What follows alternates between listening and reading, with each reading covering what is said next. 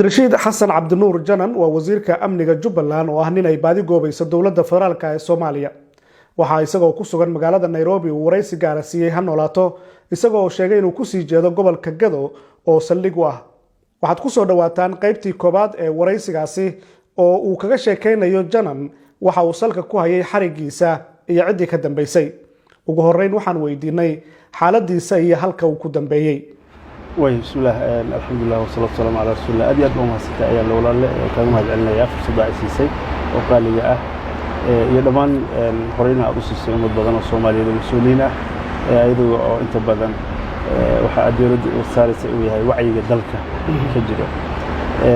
أيام الأولى نبقى الحمد لله وفي عنا هاي واحد وقت نقبوا هذا أولى لنا هاي هذا حجوا مقالين لروبي دلك كيا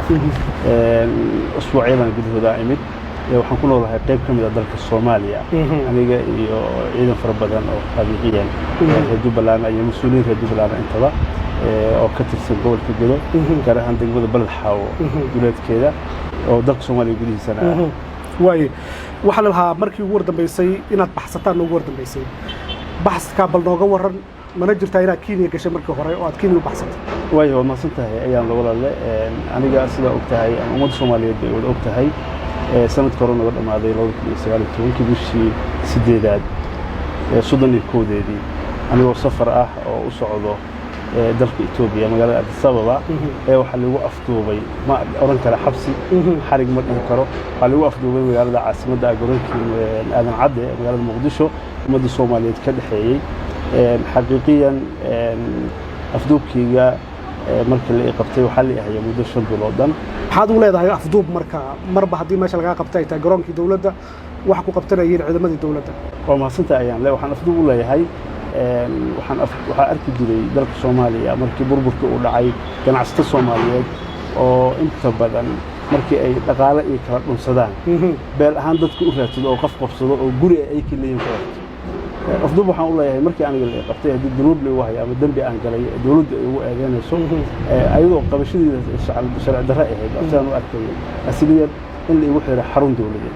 إن الشرع اللي يصوب بنده اللي يقول الله يربى عليه الله يركي اللي يقول هذا من مسؤول الله يربى عن هاي وقصته إن هوري الله يروح قبسه ولها لا مستمعين ولا قبتي لأن يروح هاي قبتي درع له بولس ما قبلني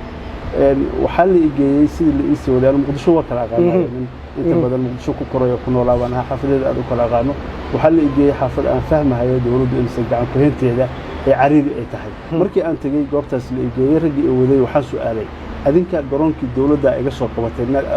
inaad qabateen oo muxaabisiin ahayn waa idin arkaa laakiin kumatii sababtoo waxa idin ku karta ma garan karo ay isku kay sheegeen inay dawladda yihiin oo askarti dawladda yihiin waxaan weydiiyay maxay idin ku fahmi karaa in askarti dawladda yihiin way soo qabateen xarun dawladeed ma joogno بوليس حرم بوليس مجوجنا ستيشنا حبس الحم مجوجنا حرمي دولة كتير مجوجنا دور بنجونا تيتين يبعدني بركب حاتي ويا يعني دب نيجي عشان هذا حق يا وحيد الشيء صور تيسرعة وقعدنا إنه بوليس يعني هالكاس أمريكا أنا صور كان يتسرع عدك استيسر سنكر وحكي السوريهم قبل يسجل عندك عنده مسؤولية دولته هاي بقول اللي وحده waxaan arkaynaa Abdirashiid laakiin inay dawladdu ku haysto waxa cadeynayna in maxkamad lagu soo taagay marka kullayba meesha lagu xiray ayaad shaki ka qabtaa ma ahanay way cadahay inay dawladdu ku haysto maxkamad lagu soo taagay waa ma santahay walaal ayaan loo su'aal wanaagsan maxkamadda markii la keenayay horta waxay ahayd muddo 37 aan meesha sidoo duurka afduubka lagu haystay markii maxkamadda la keenay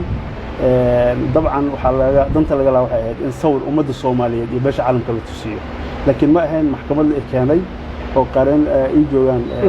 لوير إيجوان وعد كلو أنا مدعي وإيجوكتو ما هن قفت مركز الإكاني وحلا إكاني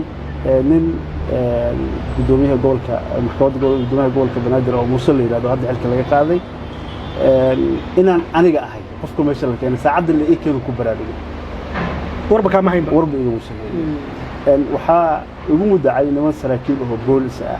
وقيبت السي اي بي ده وانا منك اقول ورغانا انا لسارك وحيالها اي كهلهيانا انت بدن wax ay xaqiiqo u hayaan ama ahayn laakiin dunuub badan oo ay diyaariyeen oo dambiye ay ka dhigayaan oo khiyaano qaran ay ku sheegayaan in ciidamada gaar aniga leeyahay in dalka Kenya u shaqeeyo in aan dowladiid ahay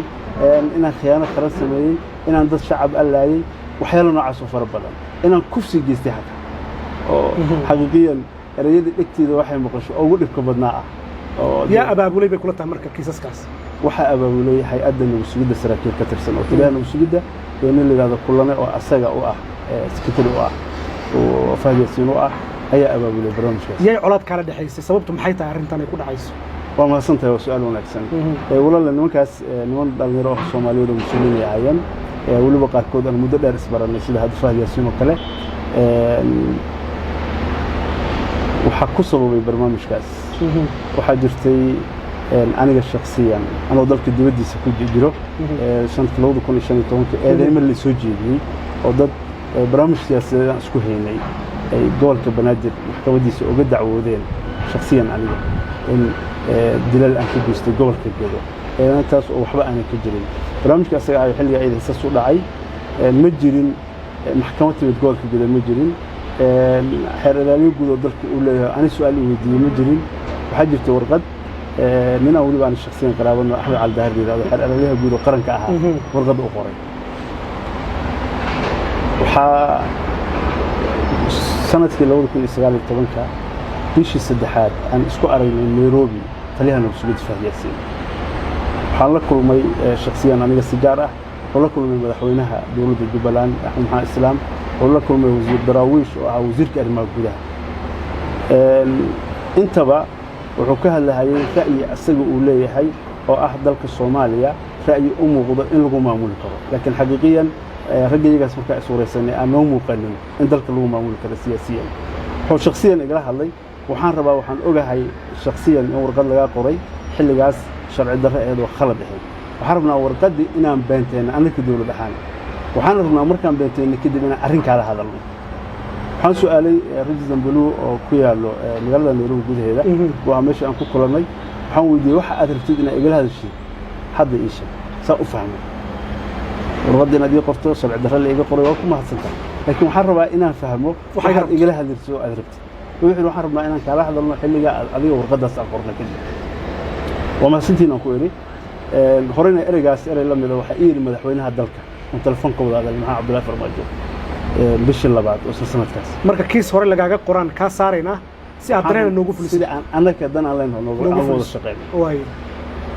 كيس هوري لقى قرآن واحد من السريدين وظلمي. إنه ظلمي أها. صوت كيس وحلا جو ودي ما هين وحلا الله يوحنا أنا شخصيا قال أما أنا رات كلها ما هين. برامج قصة ليسن لو يكون يكون توان كاس كأن قول كده الشباب أو حريني.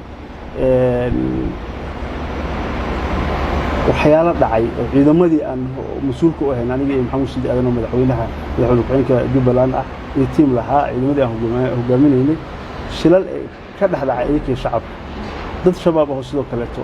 عسكر بليل دجال قديس تيكو قفتين والمحكمة السارين برنامج نوع عسل كيسه ولا أبوه ولا شخصيا اللي بيسول لعيه وسلوك جاره وراها أنا يسنجرين بعيد أنا ما أصبرك صاحبه يقولها اللي كده waxaan soo marnay bishii saddexaad bishii afraad waxay qoreen warqad waxay uga codsadeen warqadii waa qornay aan ku cadeynayno in aanan aadan shakhsiyan wax dambi ah aad ku leedahay arrintaas isan jirin dulmina ay ahayd sharci darrana ay ahayd waxaan rabnaa inaad timaado Muqdisho waxaan u sheegay inaan hadda Muqdisho iman karin oo aan dana kala leeyahay waaya marka warqadda aan wax yar dadka fahamsiino warqadda dambiga ah ee lagu tirado aaminsan tahay inuu qalad ahaa haddana in laga tiro موقف باب قرية حدنا كسارية مسوا سيستم الله مريا محكمة عدالة قرطي شلي حرر لها جود بحجي سوجيدين كده من حقفت محكمة جوال كبنادر أو شرعيا حق ولا حين إن أي قف جوال كلا مسؤول كأ أما حتى الشعب إنك كقرآن لكن إلا جاسارو دعوة داس الوايس لا أيكي ورقداس قري إنه يرهدان كيس كأن شلي قرني وحبك مجري وإذا أن شلي سوجيدين وحبك مجري محكمة دمية دهيسة محكمة جوال كبنادر بعدين أيه دهيس محكمة الشلي ورقد اللي قرأ دهيسه كيس كاس وحبك مجري شلي إني قرآن يا ده مسنت هاي دهن قرأ ما أنتنا يا ده مسنت هاي دهن كسارة شلي عند قرطي كيس كقرطي روحها حر إلى ليها جودة قرنك أو أحمد على الدهلا حلقة سيدة واحد كسارة لنا وحوي مدحوينه دلك يتلين وسبيد وساود أمنا دلك مدينك عقيبة وكمل هذا أما التلدي سلوا شقية وايه كوسو عمرك واحد ودي arrintan ku saabsan marka in laga saaray arrintii oo lagu waa laga saaray kadib waxay saaxiibada ii sheegeen oo madaxweynaha dalkana ii sheegay intuu soo wacay anuu joogo magaalada Nairobi taliyaan usuladana ii sheegay inaan imaado Muqdisho si ay dantii ayaka ay lahaayeen igu sheegaan waxaan ka codsaday inay warqadda sii daayaan ana aan u imaado ayadoo wax shuruud ay sii waayo maysan yeelin saaxiibaday dalka dibadiisa anaad aniga waxaan dib u soo noqday bishii shanaad dhamaadkeedii waa sanadkii 2019 waxay ii suurta gashay inaan tago bishii lixaad 23 Muqdisho waxaa garoonka magaalada ugu soo dhaweeyay wasiir dawlo inaa saaxiibkeena ahaa Cabdiraxmaan Dheere la yiraahdo xildhibaan ahaa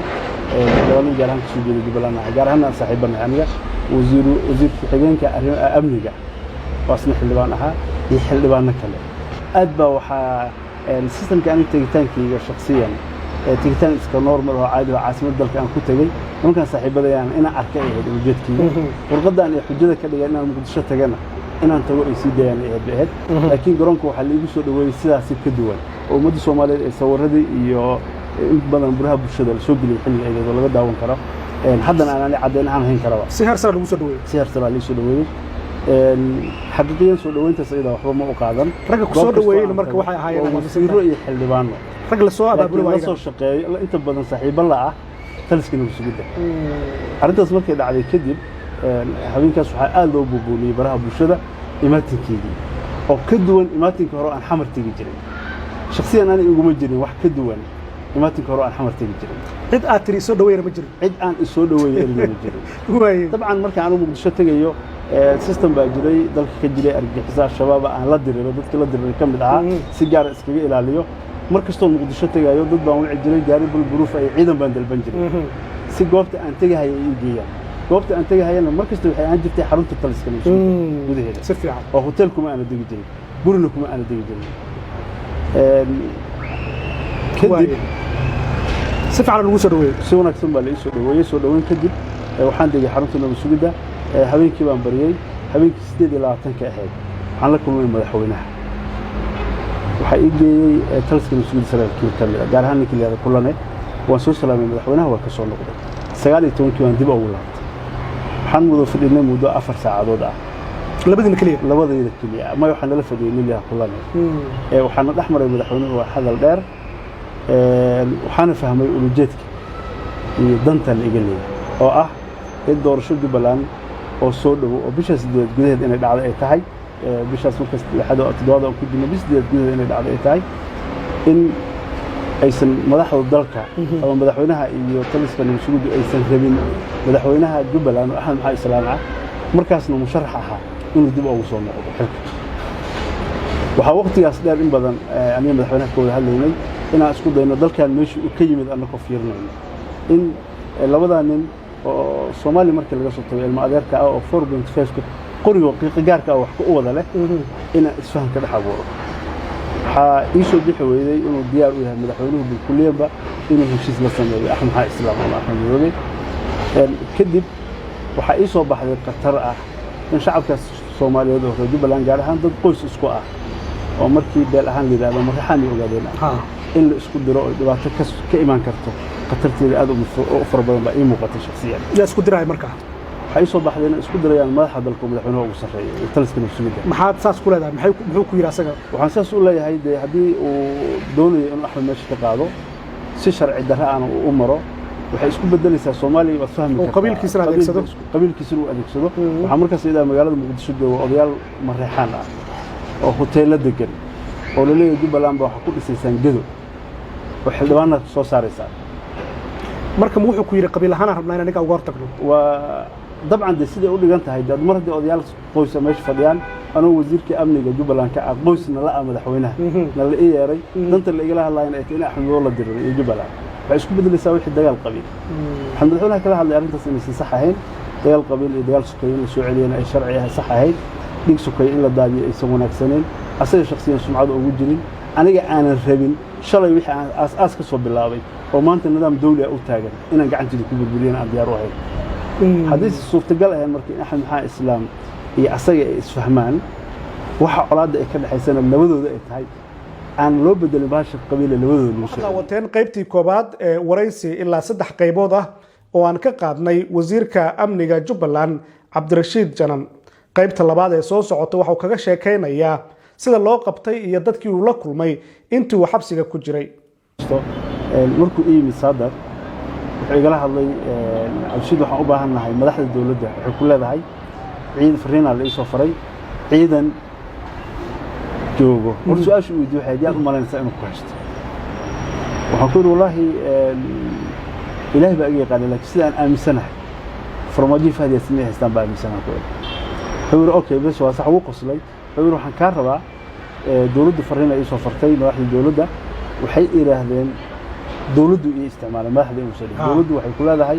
ciidanka gada joogo wareeji oo dawladdu ku wareeji waxaan ku iri dawladdu yaa أنا أدري دولة دبان وزير بنا هاي تليها تجرنا له بكيا وايد دولة ساسية وفي شيء ما قاعد يستلم وحلو حقول إنه ما كأتي الوقت هستان